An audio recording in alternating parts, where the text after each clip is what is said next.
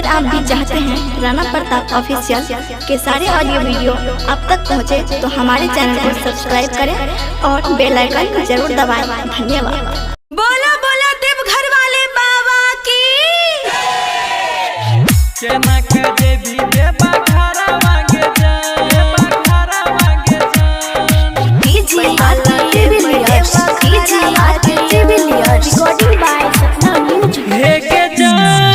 कहाँ से तू सारी मंगेबी, कहाँ से तू कांवर, केना कजेबी देवा घरवा गे जान, केना कजेबी देवा घरवा गे जान, केना कजेबी देवा घरवा गे जान। कहाँ से तू सारी मंगेबी, कहाँ से तू कांवर, केना कजेबी देवा घरवा गे जान।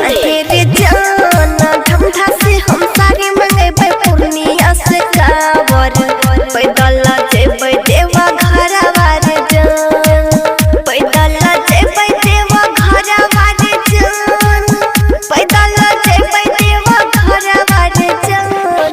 धमधा से हम सारी मंगेबे पूर्णिया से कावर, पैदल जेबै देवा घरवा रे जान।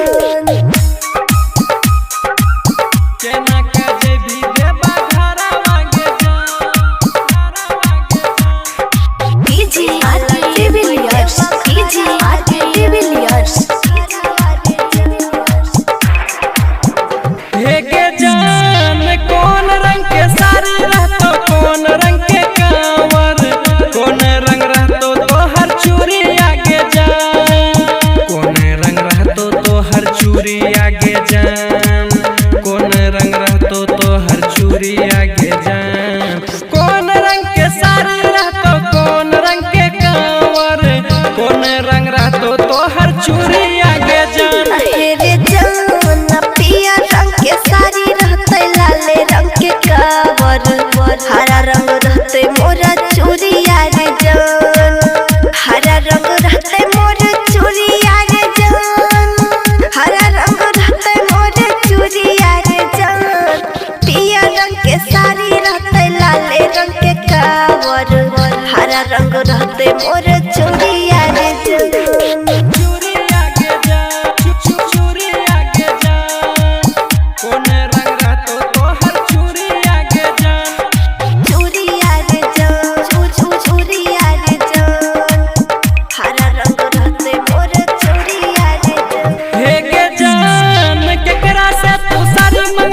केकरा से तू कांवर, केकरा संग जेबी देवा घरवा गे जान, केकरा संग जेबी देवा घरवा गे जान, केकरा संग जेबी देवा घरवा गे जान।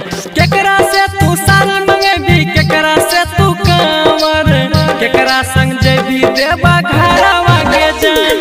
रे जान सासू जी से साड़ी मंगेबै, देवर जी से कावर, पिया संग जेबै देवा घरवा रे जान, पिया संग जेबै देवा घरवा रे जान, पिया संग जेबै देवा घरवा रे जान। सासू जी से साड़ी मंगेबै, देवर जी से कावर, पिया संग जेबै देवा घरवा रे जान। कहाँ से तू साड़ी मंगेबी, कहाँ से तू कांवर, केना कजेबी देवा घरवा गे जान, केना कजेबी देवा घरवा गे जान, केना कजेबी देवा घरवा गे जान। कहाँ से तू साड़ी मंगेबी, कहाँ से तू कांवर, केना कजेबी देवा घरवा गे जान। रे जान धमधा से हम साड़ी मंगेबै पूर्णिया से कावर, पैदल जेबै देवा घरवा रे जान, पैदल जेबै देवा घरवा रे जान, पैदल जेबै देवा घरवा रे जान। धमधा से हम साड़ी मंगेबै पूर्णिया से कावर, पैदल जेबै देवा घरवा